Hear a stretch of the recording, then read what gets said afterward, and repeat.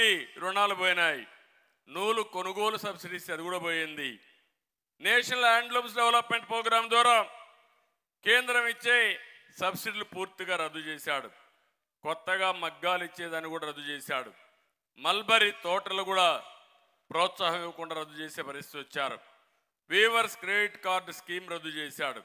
ఆప్కో ద్వారా చేనేతలకు వస్త్రాల కొనుగోలు కూడా రద్దు చేసే పరిస్థితికి వచ్చాడు. గీత కార్మికుల సొసైటీలకు ఆర్థిక సహాయం రద్దు చేశారు. ఈత తాటి చెట్ల పెంపకానికి ప్రోత్సాహం రద్దు చేశారు.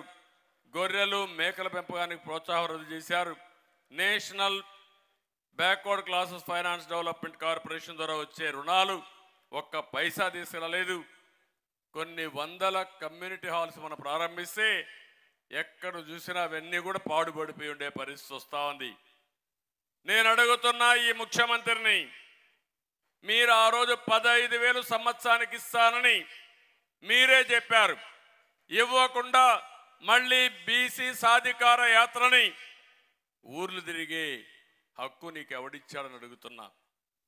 ఈ 5 సంవత్సరాలకు 75,000 కోట్ల రూపాయలు మా బీసీలకు అప్పు ఉన్నారు. మీరు రుణపడున్నావు. మొట్టమొదటిసారిగా 75,000 కోట్ల రూపాయలు ఖర్చు పెట్టి మాట నిలబెట్టుకుని మళ్ళీ ఓటు అడగమని సవాలు విసురుతున్నానని చెప్పి కూడా మీకు తెలియజేస్తున్నా. మీరు ఈ విషయం అడగాలి. మోసం చేయడంలో దిట్ట, అబద్ధాలు చెప్పడంలో దిట్ట ఈ ముఖ్యమంత్రి. చెప్పిన అబద్ధం చెప్పకుండా కన్నార్పకుండా చెప్పేస్తూనే ఉంటాడు. అంటే మనందరం నమ్మాలనే ఉద్దేశంతో. ఇంకో పక్క ఆర్థిక ఎదుగుదల కోసం అన్ని వర్గాల్లో 50% బీసీలకు ఇస్తా అన్నాడు. ఇచ్చాడా? మీ దగ్గరుండే పనులన్నీ లాగేసుకున్నారు. అవునా కాదా? మొత్తం కొంతమంది మొనోపలి చేసి వాళ్ళు ఇష్ట ప్రకారం చేసే పరిస్థితికి వచ్చారు. ఇంకో పక్కన బీసీ కార్పొరేట్ నిధులిచ్చి ఆర్థికంగా పరిపుష్టి చేస్తామన్నారు. ఈరోజు నిర్వీర్యం చేసే పరిస్థితికి వచ్చారు. చేపల వేట నిషేధ సమయంలో 10,000 రూపాయలు, వేట సమయంలో మరణించిన వారికి 10 లక్షల బీమా ఇస్తా అన్నాడు.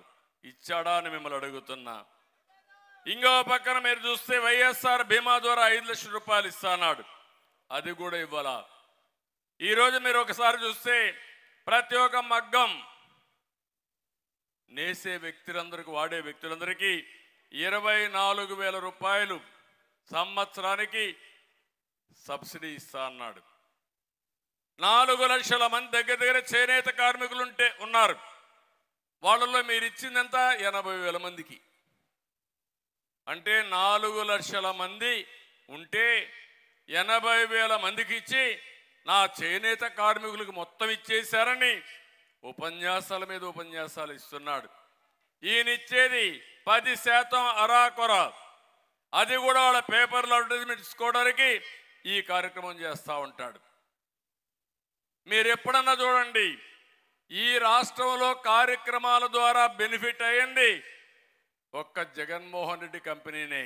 ఆ పేపర్ కంపెనీ సాక్షి టీవీ ఇవి బాగుపడ్డాయి తప్ప ఎవ్వరూ బాగుపడే పరిస్థితి లేదు. నేను అడుగుతున్నా ఇక్కడుండే మిమ్మల్ని అందరినీ, మీరు కానీ సమాజంలో ఎవరైనా సరే ఈ ప్రభుత్వం వల్ల బాగుపడిన దాఖలాలు ఉన్నాయా అని మిమ్మల్ని అడుగుతున్నా. వెనుకబడిన వర్గాల్లోనే పేదవాళ్ళు ఎక్కువగా ఉన్నారు. ఆ పేదవాళ్ళు ఆర్థికంగా చితికిపోయే పరిస్థితికి వచ్చారు.